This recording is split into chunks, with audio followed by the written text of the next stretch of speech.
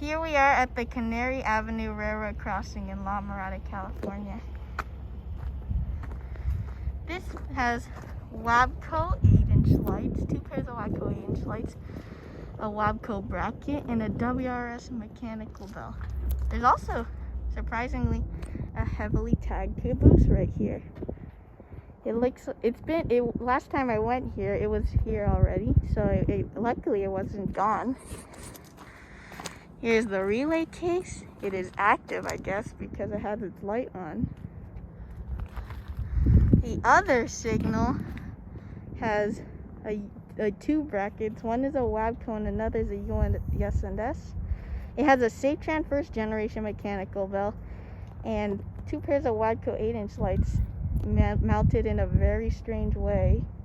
Here's the other crossing signal here, and it has the Safetran first gen and the two pairs of WABCO 8-inch lights, along with the 2 brackets of the US&S and WABCO one. Down here is a strangely branded US&S base. Usually they have US&S Co, but this seems like a newer base as it looks aluminum compared to the paint of the post.